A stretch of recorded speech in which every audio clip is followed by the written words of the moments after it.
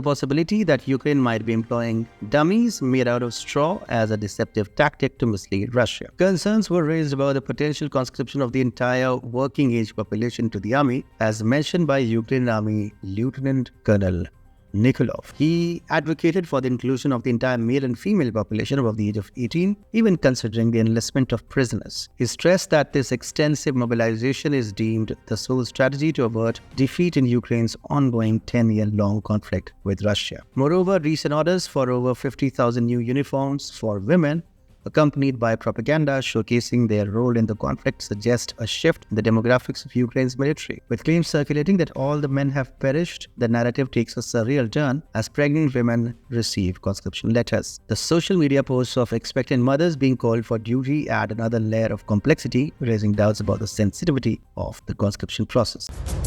Welcome to TFIGlobal, the antidote to mass delusion. Ukrainian President Vladimir Zelensky, in a recent interview with German media, discussed the Ukrainian Army status. Ukraine has claimed to have a substantial army and eradicated corruption in the country.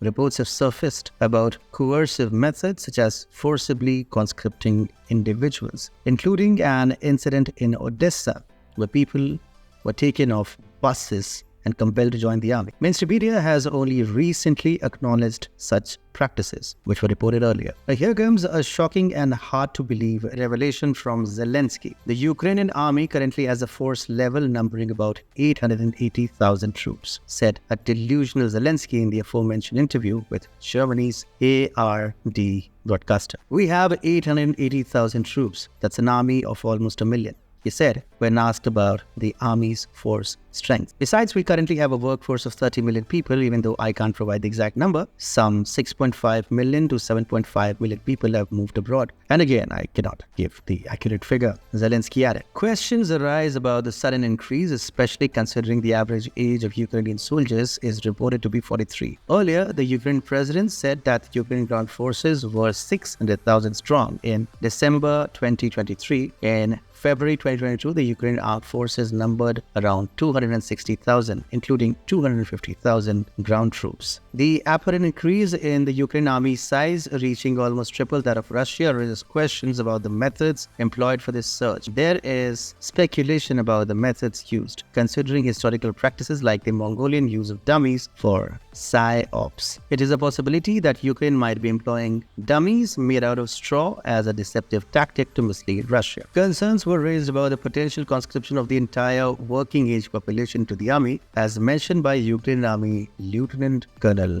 Nikolov. He advocated for the inclusion of the entire male and female population above the age of 18, even considering the enlistment of prisoners. He stressed that this extensive mobilization is deemed the sole strategy to avert defeat in Ukraine's ongoing 10-year-long conflict with Russia. Moreover, recent orders for over 50,000 new uniforms for women, accompanied by propaganda showcasing their role in the conflict, suggest a shift in the demographics of Ukraine's military. With claims circulating that all the men have perished, the narrative takes a surreal turn as pregnant women receive conscription letters. The social media posts of expectant mothers being called for duty add another layer of complexity, raising doubts about the sensitivity of the conscription process. In an interview with German national broadcaster ARD, Zelensky issued a cautionary statement on Sunday expressing apprehension regarding the potential reduction in aid from the United States to Kiev. Facing this challenge, Zelensky urged Germany to leverage its substantial economic influence.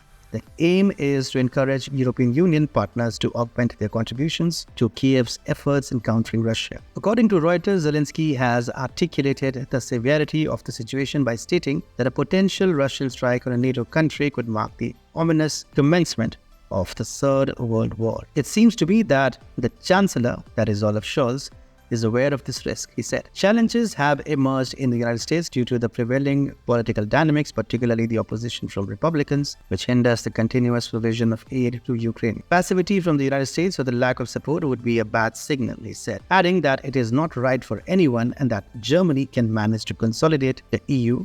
Many countries have important economic relationships with Germany, and their economy is dependent on Germany's decisions because Germany has a strong economy, Zelensky stated. The International Monetary Fund earlier wanted Ukraine to stop its corruption or they would stop money, as there have been reports of corruption within the Ukrainian military, even before the Russia-Ukraine war. And now there have been internal investigations revealing millions of dollars misappropriated through fraudulent weapons sale. Ukraine recently exposed a defense embezzlement scheme amounting to $40 million. The fraudulent plan involved collaboration between Ukraine's defense officials and corporate leaders to misappropriate funds through deceptive arms procurement practices. This revelation was disclosed by the country's primary intelligence and security agency on Saturday, January 27. Subsequently, Ukraine's defense ministry verified the corruption allegations and took action by issuing notices of suspicion to the implicated officials. Ukraine's SBU service has disclosed that both current and former high-ranking officials from the defense ministry, along with leaders of affiliated companies, sought to embezzle nearly 1.5 billion Ukrainian hryvnias, equivalent to $40 million from the budget. The alleged embezzlement involved the purported acquisition of 100,000 mortar rounds from the armed forces. Meanwhile, NATO countries have expressed heightened concerns about preparing for a military draft in anticipation of a potential war with Russia. The sentiment appears to stem from the perception that Ukraine is not achieving success in its current situation and the initial expectations of Ukraine reclaiming lost territory not being materialized. The British military and Sweden have issued warnings about the need for a civilian army, and Australian media, notably Sky News Australia, has also intensified discussions on the matter. Defense contractors are stressing on the urgency for non-NATO countries to prepare for a conflict with Russia. An illustrative example of the prevailing discourse is presented by The Telegraph, outlining a hypothetical scenario in 2034 where Britain finds itself at war with Russia. This scenario envisions Moscow deploying forces into the Baltics, clashing with British troops stationed in the region to safeguard NATO's eastern flank. Notably, the rationale behind Russia's action in this fictional scenario lacks explanation, raising questions about the credibility of such doomsday narratives. Moreover, the surge in the Ukrainian army's size, coupled with coercive conscription methods and suspicions of deceptive tactics, paints a grim picture. President Zelensky's urgent calls for international support, the internal corruption within the state and the military, and the exposed embezzlement scheme further contribute to the unsettling reality. The heightened concerns about a potential war with Russia, coupled with doomsday scenarios and the Kremlin's dismissal of Russophobia, shows that the global community grapples with repercussions of the ongoing conflict, depicting the dark reality of Ukraine and its pointless and futile endeavors to hide its reality, which is worse than what the world knows.